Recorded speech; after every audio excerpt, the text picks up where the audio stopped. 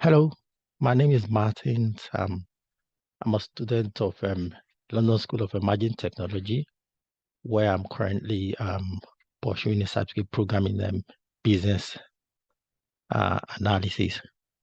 I'm happy to be here, and I just want to share with you a quick presentation on the topic Scrum, and as well user story, and then also touch on acceptance criteria. So I know as a BA, that's a business analyst, uh, the Scrum methodology is very important.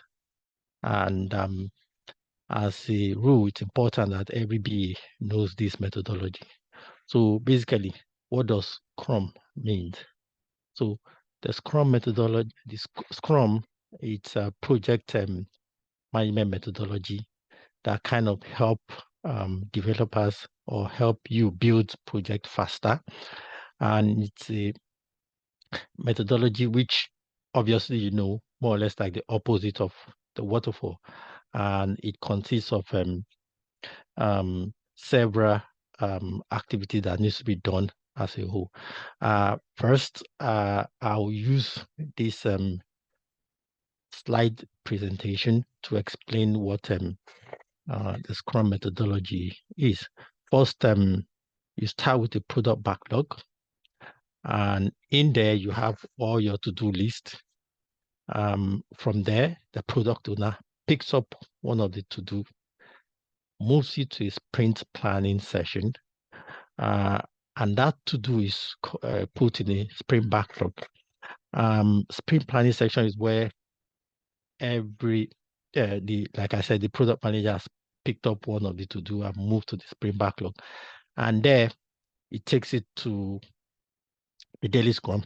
And the daily scrum is where you have the product owner, the Scrum Master, and every other team that is involved in the project. Excuse me. And that's where every member brainstorm, discuss, and hopefully they turn out a solution or a product, which now moves to the sprint review. Another meeting is held where all that has been, what the solution that was developed will be reviewed, look at what was done, and then move to the market. And then we also moved another step or to the sprint retrospective, where all the lessons for the of all what was done will be reviewed, and eventually the process goes on and on. So basically, in projects, the Scrum teaches the Agile methodology, which means each of these sprints, which I've just explained, is broken down into four sessions or four meetings over four weeks period. And each of these sprints, the process of sprint planning, daily Scrum, sprint review, and sprint retrospective are all done, and then the solution is and what it does for software developers is that you kind of like bring products into the market faster, and then also it helps also to help correct features that are defective in case products are brought into the market. So how does BA play important role in the Scrum methodology? And that's where the issue of the issue of user story and acceptance criteria comes in, because your role in the Scrum methodology as a BA is that you must be able to develop or create user story that are agile to support the process. So what are agile Scrum user stories? And I've used a simple table to explain that, and it follows this pattern. When you want to create a user story in an agile and in an agile framework, it goes as A, you type the user or the persona. What is the goal or objective, and then also you also use what benefit or result. And I'll take an example. Using using the project team member.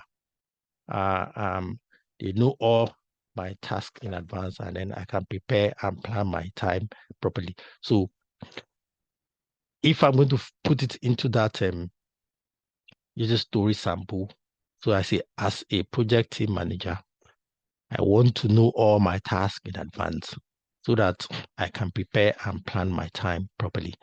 That's a very good way to build or to create an agile user story in a as a BA when you're also partaking in a Scrum in a Scrum ceremony. So the step again I mentioned is clearly shown here. Step 1, as a. Step 2, I want to, and then step 3, so that way you can be able to write or create a good user story. From then on, what are the elements you consider when you're creating or writing a user story? You have to look at demographics, you have to have job role, personality, pain point, goals and constraints, expectations and reservations about your product. From then on, user stories example, a contact form to collect data from the business website. So like the example we used before, let's take that of a sales manager who is a user. Example, a sales manager, how the form will be used by her to get the contact data or prospective buyers, and then why to engage them to sell products.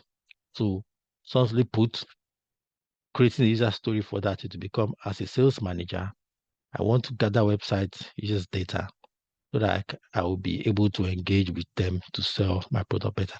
And that way, the developers or the developer will be able to do their own job faster in this Scrum methodology process. Same vein, user story tip hint. You need to be specific, you need to be clear, and then you need to keep it short. Same way, we move to acceptance criteria. Same way I mentioned earlier that as a BA, your role also, you'll be creating acceptance criteria. So what is an acceptance criteria? Acceptance criteria are a formalized list of requirements that ensure that all user stories are completed and all scenarios are taken into account. And 8 tips for you to writing a good or excellent acceptance stories are: 1, each product backlog item or user story should have at least one acceptance criteria. 2, the criteria must be written before implementation, not after. 3, each acceptance criteria is independent testable. 4, acceptance criteria must have a clear pass and fail result. 5, it focuses on the end result. 6, it focuses on the end result. What? Not solution approach. How? 7, include functional as well as non-functional criteria when relevant. 8, team members write acceptance criteria and the product owner verifies them. It confirms the team have a shared understanding of their user story. Thank you.